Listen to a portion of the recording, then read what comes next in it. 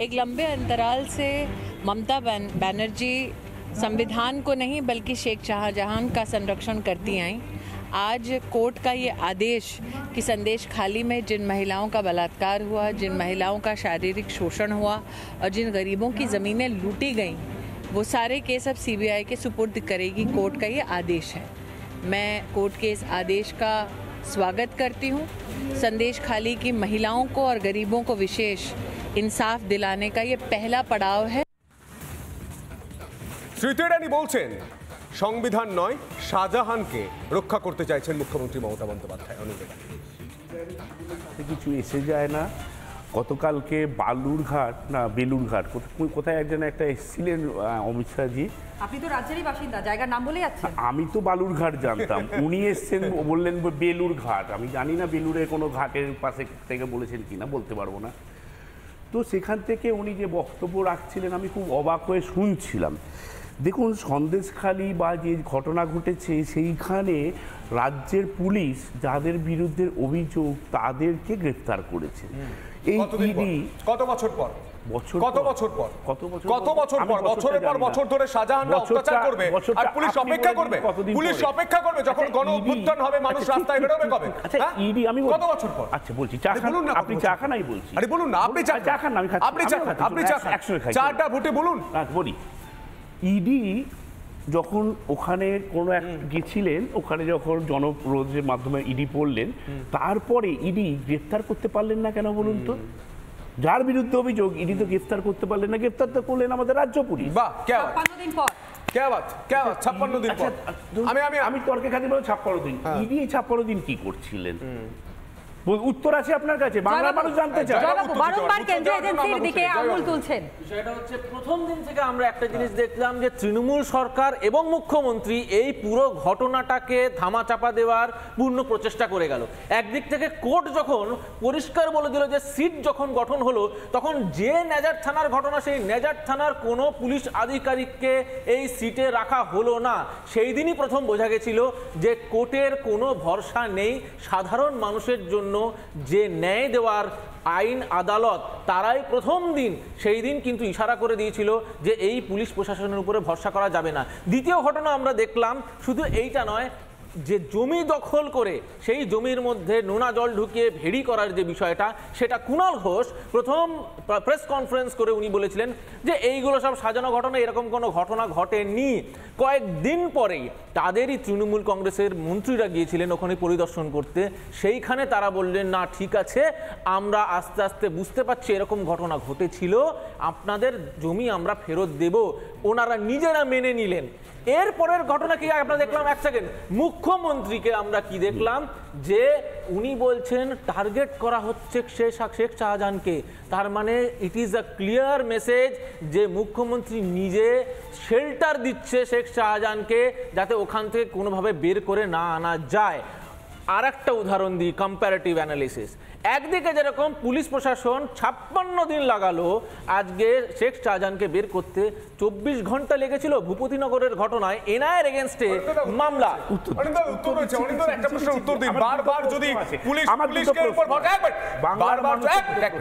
বারবার যদি পুলিশের উপর ভরসা না থাকে, বারবার যদি সিবিআইডি কে আসতে হয়, তাহলে রাজ্যের পুলিশ ব্যবস্থাটা এত কোটি টাকা খরচ করে রেখে আমি আপনি বলছি আমার দুটো প্রশ্ন আছে। এই যে সিবিআই বলছেন না, এরাও কিন্তু আমার আপনার করের টাকায় একদম। আচ্ছা, দুটো প্রশ্ন, বাংলার মানুষ তথা ভারতের মানুষের দুটো প্রশ্ন আছে।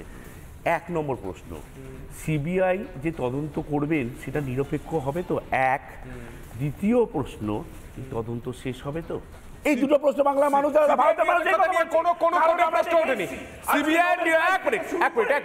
দাদা ঠান্ডা কুল, আপনি যে দলটাকে সমর্থন করেন তার নাম সিবিআই নিরপেক্ষতা নিয়ে কোন কোর্ট এই 2014 থেকে 2024 প্রশ্ন শুনুন দাদা মুখস্থ করে এলে হবে না, প্রশ্নটা শুনুন। 2014 থেকে 2024 এর মধ্যে কোনো প্রশ্ন ওঠেনি কোন কোর্টে সিবিআই কে নিয়ে। আপনি উত্তর দিন, আপনি রিপোর্ট দিন না।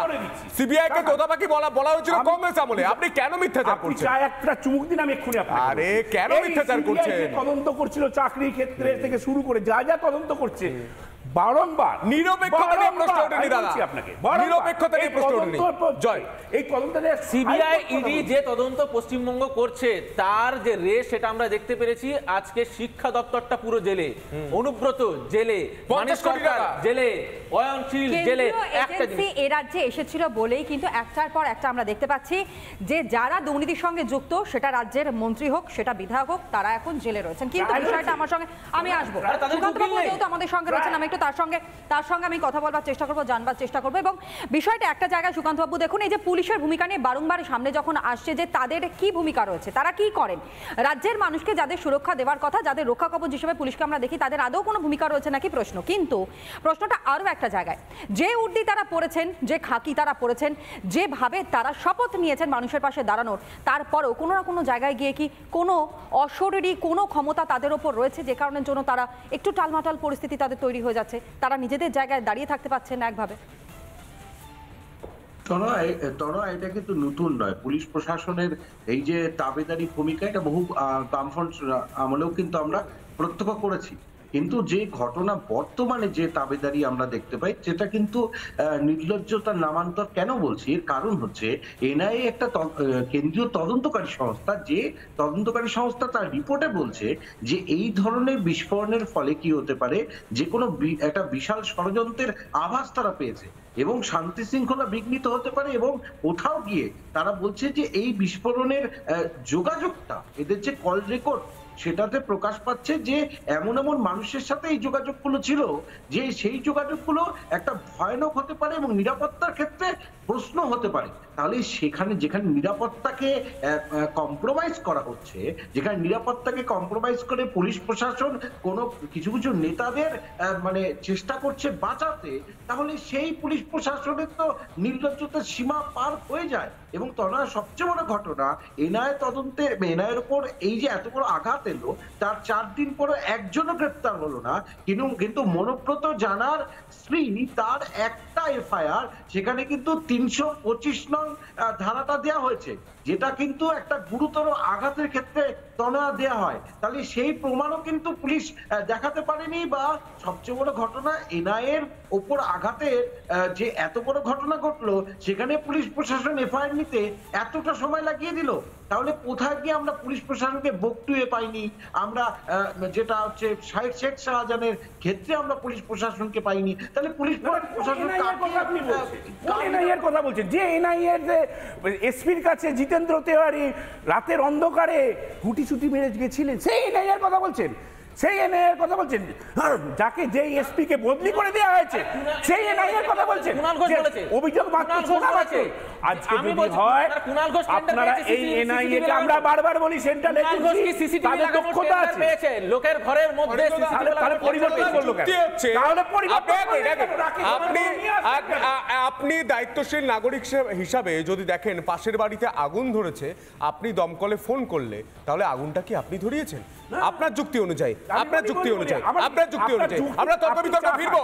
আমি জানতে চাই, আর 4টা ভোটে এই সিবিআই ইডি কলকাতায় রসগোল্লা খেতে আসেনি, তনয়া কলকাতার ভিক্টোরিয়া দেখতে আসেনি, দার্জিলিং ঘুরতে আসেনি। তাদের আসতে হয়েছে রাজ্যে এত দুর্নীতি হয়েছে তার তদন্ত করতে, এবং সেই টাকা কার বাড়িতে পৌঁছেছে।